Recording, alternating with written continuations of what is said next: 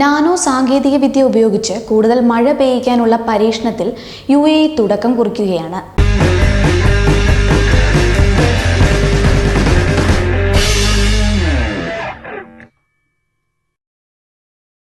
ഹോമങ്ങളും യാഗങ്ങളുമൊക്കെ നടത്തി മഴ പെയ്യിച്ചിട്ടുണ്ടെന്നൊക്കെ നാം കഥകളിൽ വായിച്ചു കേട്ടിട്ടുണ്ട്.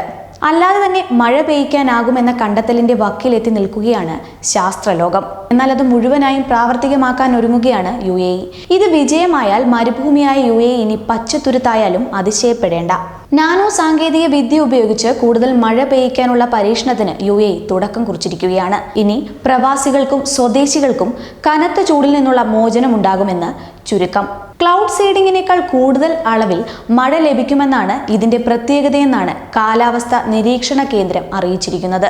ടൈറ്റാനിയം ഡയോക്സൈഡ് അടങ്ങിയ നാനോ ലെയറുകൾ മേഘത്തിനുമേൽ വർഷിക്കുമ്പോൾ മേഘങ്ങളിലെ നീരാവി ഘനീഭവിച്ച് രാസപ്രക്രിയയിലൂടെ ജലത്തിനുള്ളിലാക്കി മാറ്റുന്നു.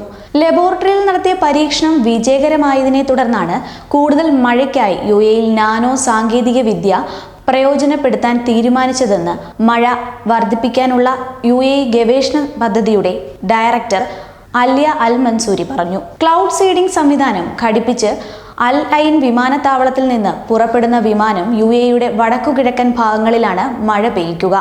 അമേരിക്കൻ മാനുഫാക്ചറിംഗ് R&D കമ്പനികളുടെയും സംയുക്ത പദ്ധതികൾ കൃത്രിമ മഴയ്ക്കായുള്ള നാനോ സാങ്കേതിക വിദ്യ വൻതോതിൽ ഉൽപാദനം നടത്തുകയാണെങ്കിൽ സാധാരണ ക്ലൗഡ് സീസണിങ്ങിനേക്കാൾ ചെലവ് കുറയ്ക്കാനാകും സാധിക്കുകയെന്ന് കണ്ടെത്തൽ.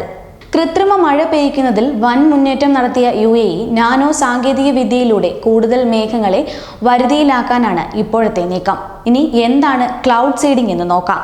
ലഭ്യമായ മേഘങ്ങളെ പരമാവധി ഉപയോഗപ്പെടുത്തി കൃത്രിമ മഴ പെയ്യിക്കുന്ന വിദ്യയാണ് ക്ലൗഡ് സീഡിംഗ്. മേഘങ്ങളിലെ നീരാവി ഘനീഭവിച്ച് ജലത്തിനുള്ളിലാക്കുന്ന പ്രതിഭാസമാണ് മഴയായി മാറുന്നത്. നീരാവിയെ രാസപ്രക്രിയയിലൂടെ വെള്ളത്തിനുള്ളിലാക്കി മാറ്റുന്നു. ചിതറിക്കിടക്കുന്ന മേഘങ്ങളെ ഒരിടത്ത് കേന്ദ്രീകരിക്കാവുന്നതാണ് ആദ്യഘട്ടം.